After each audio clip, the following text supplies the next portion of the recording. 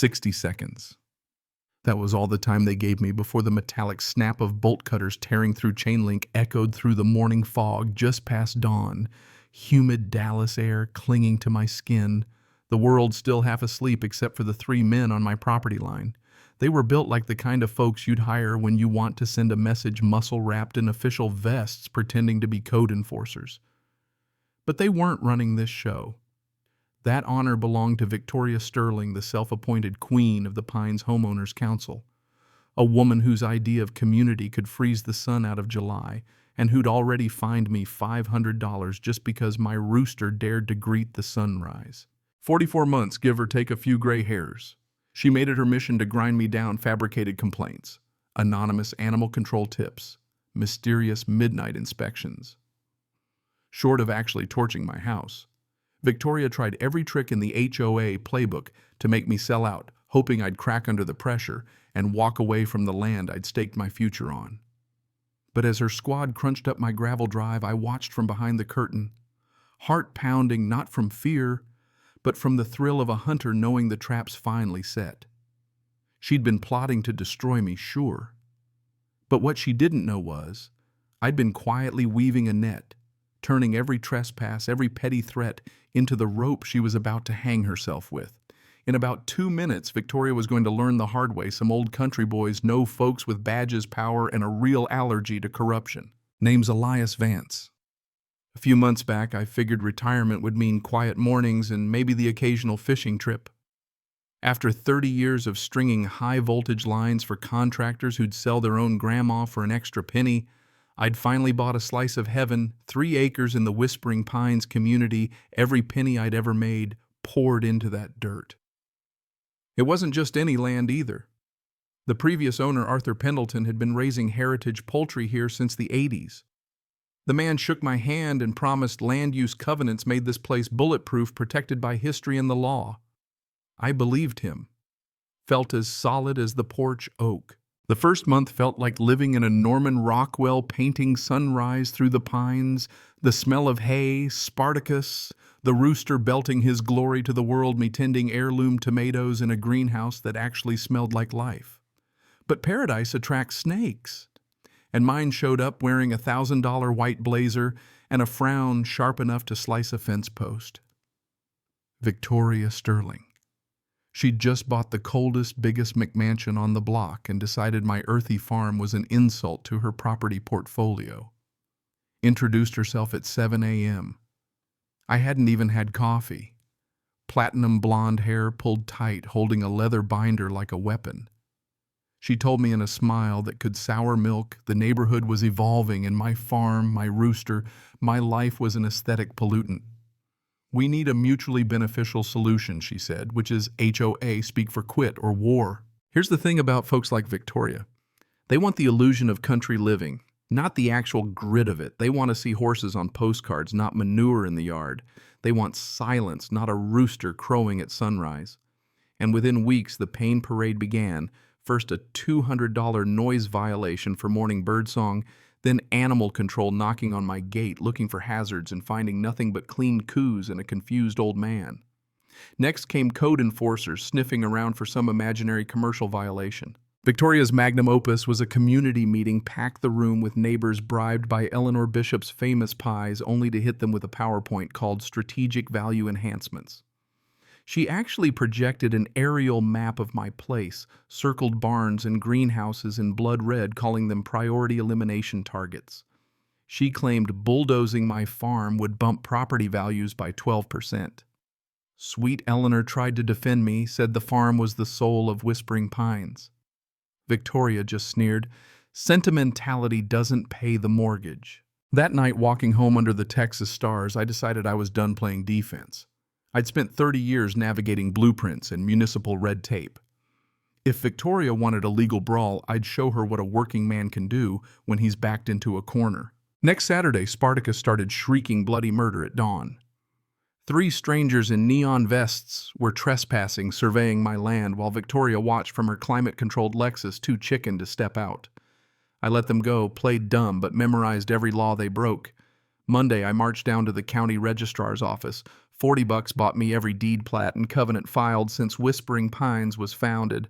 I spread them out across my kitchen table, and let me tell you, there's nothing sweeter than finding out your enemy's house is built on sand.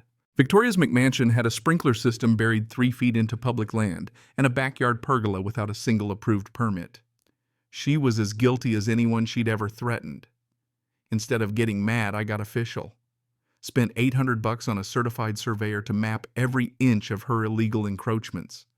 That earned me a furious, barely coherent phone call, Victoria hissing that I was playing with fire, threatening me with every agency she could name.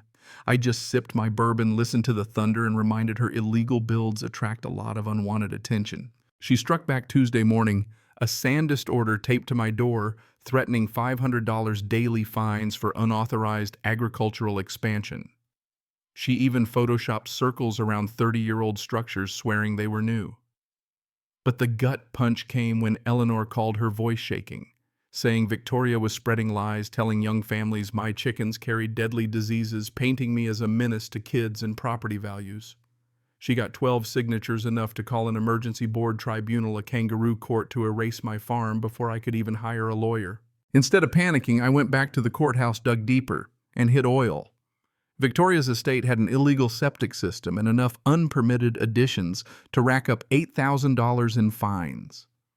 Even the county clerk, a local ranch boy, whistled at the hypocrisy. Then Eleanor handed me the final grenade she'd secretly recorded, Victoria going door to door slandering my name, her voice clear as day on audio. That, my friend, is how you build a defamation case. Thursday night, we walked into the emergency meeting like we owned the place. 40 anxious neighbors, Victoria ready to railroad me. But before she could even vote, I dropped the certified blueprints of her own violations on the table, watching her face turn sheet white as the room erupted. When she tried to shout me down, Eleanor hit play. Victoria's slander echoed off the walls. Chaos. Neighbors laughed, others demanded her resignation. The HOA queen ran out, papers flying, her power shattered. But the real twist, the one that left me cold, came at 3 a.m. Saturday. Someone slid a manila envelope through my mail slot, old courthouse dust clinging to it, my hands trembling as I read. Intercepted emails, hidden bank transfers. Turns out Victoria wasn't just a power-hungry HOA president. She was on the payroll of Vanguard Prime Development. 50 grand in consulting fees to harass farmers like me, clear the land for a $15 million luxury development. And the Judas who helped set me up, Caleb Pendleton, Arthur's own son, the man who sold me the land knowing I was being set up for slaughter. The scheme targeted 8 other family farms, retirement dreams turned into corporate casualties. The grief nearly crushed me. But then came the anger, a cold, clear purpose. I called Sheriff Brody, 20-year veteran born and raised on this land. He saw the bank records and understood instantly this wasn't a squabble, it was organized racketeering. Eleanor, myself, and Sarah Higgins, a horse farmer whose granddaughter was studying criminal justice, banded together. We wired Sarah up, caught Victoria on tape bragging about illegal tactics and development payoffs. The final play, Brody and I baited the trap, sent Victoria an email pretending I'd finally given up.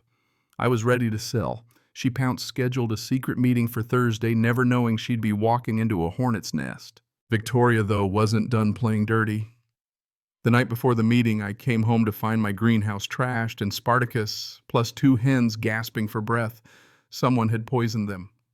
I rushed to the animal ER tests, showed it was a slow-acting toxin, one that mimicked exactly the diseases Victoria had been warning about. It was the final push to make the crisis real. That broke me. Whatever softness was left in me disappeared in that antiseptic vet's office, watching the life fade from animals I'd raised. When I called Brody, his voice turned to steel, pack a bag and get out.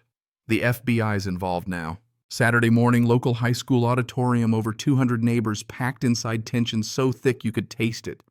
Victoria, in her ice-white blazer, stood at the podium with a high-priced lawyer trying to seize my land over the very sickness she'd caused. The room buzzed, whispers turning into open doubt. Then the double doors slammed open. Sheriff Brody and 3 FBI agents strode down the aisle. Brody read the transcripts, Victoria's own words detailing the fraud collusion threats. Victoria tried to play the victim. I stood up, vet reports in hand, my voice finally echoing with every sleepless night, every fight. The only harassment here is yours, and now you get to see what justice really looks like. The place exploded. Federal agents moved in snapped handcuffs on Victoria Sterling, read her rights over the roar of the crowd. Her lawyer abandoned ship, dialing his partners, leaving her to the wolves. 6 months later, Whispering Pines is finally peaceful. Spartacus struts the yard, the farm's protected forever. Marcus Thorne, one of the good neighbors, was elected HOA president. Victoria's serving 18 months for conspiracy and fraud, her real estate career in Ash's Vanguard Prime bankrupt, and Caleb Pendleton turning state's witness. But here's the real victory. With the $2.8 million civil rights settlement from the developer's insurance, we bought 5 more acres, opened the Pendleton Vance Heritage Farming Academy. Now local kids gather eggs, with Eleanor learn about the land and real community. Sometimes I watch the sun setting over the Texas plains, thinking how close we came to losing it all, how standing up to greed saved more than a farm. It saved the heart of a community. And I'm left wondering, where's the line between progress and protecting what matters? When the powerful twist the law is breaking the rules, the only way to make things right. I'd love to hear what you think.